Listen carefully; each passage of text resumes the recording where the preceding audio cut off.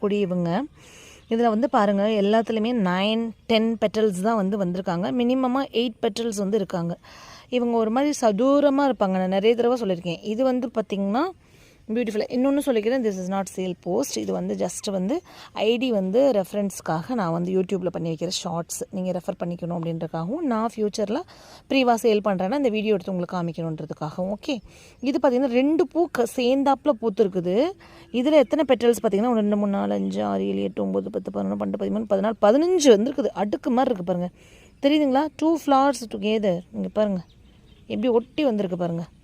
அதனால் இது இப்படி வந்திருக்குது. இது வந்து மொத்தமாக வச்சு நம்ம வளர்க்கும் போது இந்த டிஃப்ரென்ஸ் எல்லாம் நல்லா பார்க்கலாம். இது வந்து ப்ரீவா. ஓகே, இது ரொம்ப அழகாக இருக்குங்க. இது வந்து மழையில் வந்து இப்போ கொஞ்சம் ஒரு மாதிரி இதாகிடுச்சு, எடுக்கும்போது பிஞ்சிடுச்சு. ஸோ இது பாருங்கள், ரொம்ப பியூட்டிஃபுல் இல்லை? ப்ரீவா சிங்கிள் பெட்டல் தான், ஆனால் டிஃப்ரெண்ட்டாக இருக்கும். உங்களுக்கு பூ வந்து பூக்கும்போது அந்த ஷேப் பெட்டல்ஸ் வந்து இப்படி சதுரமாக இருக்கிற அந்த ஷேப், சதுரம்னு நான் சொல்கிறது தெரியுதுங்களா? அந்த சைடு 3, இந்த சைடு 3, இந்த சைடு 3, எல்லா பக்கமும் பார்த்திங்கன்னா 3 3 இருக்க மாதிரி விரிஞ்சிருக்கும்.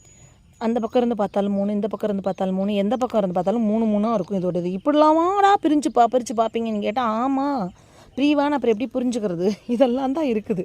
ஓகே, பாருங்கள் பியூட்டிஃபுல் இல்லை ப்ரீவா?